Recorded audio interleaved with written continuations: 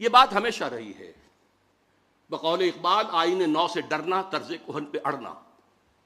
مشکل یہی کٹھن ہے قوموں کی زندگی میں، یہ مراحل آتے ہیں، نئے خیالات کی پذیرائی آسانی سے نہیں ہوتی۔ یقیناً اجتہاد کا دروازہ جو ہمارے خاص طور پر سنی اسلام کے اندر بند ہے سینکڑوں برس سے، اسے کھولا جانا چاہیے، لیکن ظاہر بات ہے کہ اس کے کچھ حدود ہیں، قیود ہیں، کچھ پیرامیٹرز ہیں، ان کے اندر وہ اجتہاد ہوتا ہے۔ مادر پدر اجتہاد نہیں جو قرآن کو بھی بدل دے، خود بدلتے نہیں قرآن کو بدل دیتے ہیں، ہوئے کس درجہ فقیہان حرم بے توفیق۔ اس لیے کہ آج ہمارے ہاں روشن خیال یا روایت پسندی میں 3 شیڈز میں بتا دوں گا، اور اصلاح پسندی کے 3 شیڈز۔ ٹاپ پر وہ ہیں کہ جو قرآن کو بھی پورا تسلیم کرنے کو تیار نہیں،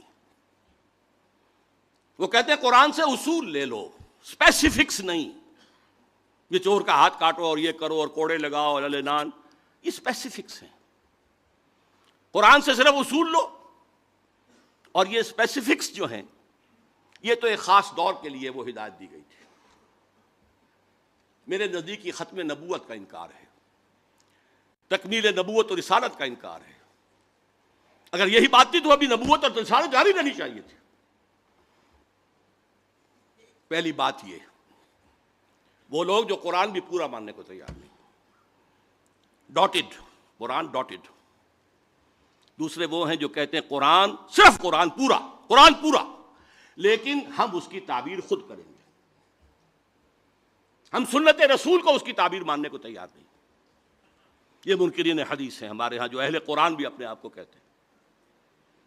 وہ مرکز ملت کی حیثیت سے فیصلے تھے، اب ہم قرآن کی تعبیر خود کریں گے، سنت جو ہے وہ اس میں ہمارا سورس نہیں۔ یہ ہیں 2 شیڈ جو آج روشن خیالی کا اظہار کر رہے ہیں ان کے۔ اس کے بعد آتا ہے اہل حدیث کا موقف، قرآن بھی لازم، سنت بھی لازم، لیکن خلفائے راشدین کے فیصلے بھی بائنڈنگ نہیں۔ حضرت عمر کے اجتہادات ایگزیکٹو آرڈرز تھے اپنے دور کے، وہ ابدی نہیں۔ وہ اہل سنت تو ہے، اہل جماعت نہیں۔ چوتھا شیڈ کیا ہے؟ قرآن، سنت اور اجماع امت جو صرف خلافت راشدہ میں ہوا ہے، اس کے بعد تو اجماع کا سوال ہی نہیں۔ عالم اسلام ایک وحدت رہا ہی نہیں، اس وقت عالم اسلام ایک وحدت تھا، تو خلیفہ راشد کے جس فیصلے کو مان لیا گیا وہ گویا اجماع ہو گیا۔ یہ ہیں ہمارے اہل سنت والجماعت۔ اس کے بعد آتا ہے مجتہدین کا دور، ابو حنیفہ، امام مالک، امام شافعی، امام احمد بن حنبل، امام جعفر صادق۔ اب قرآن، سنت، اجماع، بلکہ اہل تشیع جو ہیں وہ اجماع کو نہیں مانتے، جیسے اہل حدیث نہیں مانتے، دور خلافت راشدہ کے فیصلے کو وہ نہیں مانتے۔ چوتھے یہ ہے کہ ان کے اجتہاد کو بھی مانو، بندھے رہو ان کے ساتھ، یا فقہ حنفی کے ساتھ، یا فقہ مالکی کے ساتھ، یا فقہ شافعی کے ساتھ۔ یہ ہے چوتھا شیڈ جس پر آج مسلمان، اکثریت جو ہے مسلمانوں کی، جس کے اوپر عامل ہیں۔ تو میں یہ عرض کر رہا تھا کہ روایت پرستی کی یہ انتہا جو ہے، اس کو تو چھوڑے بغیر چارہ کار نہیں۔ اگر وہ فقہا جنہوں نے اجتہاد کیا تھا وہ یہ کہہ سکتے ہیں کہ ہم رجال و نحن رجال، وہ صحابہ اور تابعین کی رائے کو بھی رد کر سکتے ہیں، وہ بھی انسان تھے، ہم بھی انسان ہیں، ہم اجتہاد کر سکتے ہیں۔ تو امام ابو حنیفہ بھی انسان تھے، امام مالک بھی انسان تھے، امام شافعی بھی انسان تھے، امام احمد بن حنبل بھی انسان تھے، امام جعفر صادق بھی انسان تھے۔ خطا ہو سکتی، اور خطا نہ ہو تو جدید تقاضوں کے اندر ایسی وسعت پیدا کی جانی چاہیے۔ مصالح مرسلہ کے حوالے سے اجتہاد کا دروازہ کھلنا چاہیے۔ تو یقیناً اگر ٹریڈیشنسٹ مسلمان اس کے اوپر مصر رہیں گے تو اپنے پاؤں پر کلہاڑی خود ماریں گے۔ وہ بات صحیح ہوگی کہ زمانہ آگے نکل جائے گا، وہ پیچھے رہ جائیں گے۔ عوامی مذہب کی بھی ظاہر بات ہے کہ ہمیں ضرورت ہوگی کہ اس کی اصلاح کریں. اصلاح پسندی کے اندر وہ بھی شامل ہونا چاہیے. اس میں جو چیزیں آ گئی ہیں جو توحید کے تقاضوں کے خلاف ہے، جو دین کے بنیادی اعمال ان کے خلاف ہیں، اس کی نفی ہونی چاہیے. اگرچہ ان کو موضوع بنانا درست نہیں ہے. قرآن کی دعوت عام کی جائے، خود بخود وہ چیزیں جو ہیں دھل جائیں گی، روشنی پھیلے گی، تاریکیاں چھٹ جائیں گی. ڈاکٹر شاہد مسعود صاحب کے حوالے سے میں حیران ہوا جب یہ کہہ بیٹھے وہ کہ پوری نماز کو بدلنا پڑے گا. انا للہ و انا الیہ راجعون. یہ کہاں سے کہاں پہنچ گئے ایک دم. میرے نزدیک تو اسلام کا معجزہ ہے یہ. 1400 برس سے زیادہ گزر گئے اور نماز کے اندر ہماری ڈرل جو ہے، جماعت، وہ کہیں ٹوٹتی نہیں.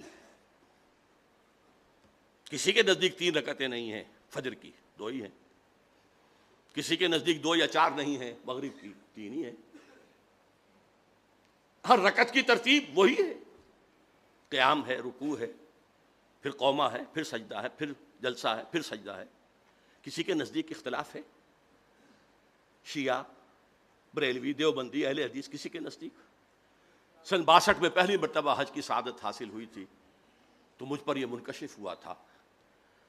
ایک صف میں ہم تو خیر یہاں پر نمازیں پڑھتے تھے، سب حنفی ہیں، لیکن وہاں کیا تھا؟ حنفی، دیوبندی، بریلوی، شافعی، مالکی، حنبلی، جعفری، سب موجود ہیں. اور نماز کی ڈرل کے اندر کہیں رکھنا نہیں آتا.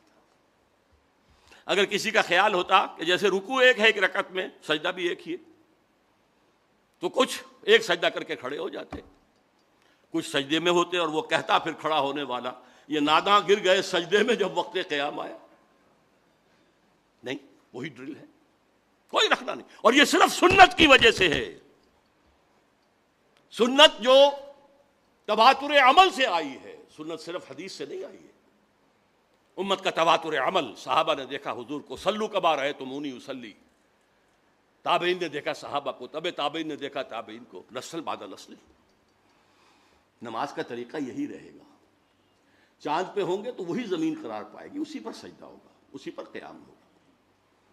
باقی یہ کہ کیا اور شکلیں ہوں گی، یہ جب وقت آئے گا اس اجتہاد کے لیے. جیسا کہ غالباً ملک عبدالرؤف نے کہا تھا یا انجینئر سلیم اللہ صاحب نے، جو نئے مسائل پیدا ہوں گے انہوں نے اجتہاد کرنا ہی ہے. لیکن میں قدیم مسائل میں سے بھی جو ہمارے مکاتب فقہ ہیں ان کے اندر اجتہاد کا قائل ہوں. اور یہ ہے درمیانی راستہ، معتدل راستہ، روشن خیالی کا راستہ. اللہ مجھے توفیق دے کہ میں اس پر کاربند بھی رہوں اور اسے پھیلا بھی سکوں.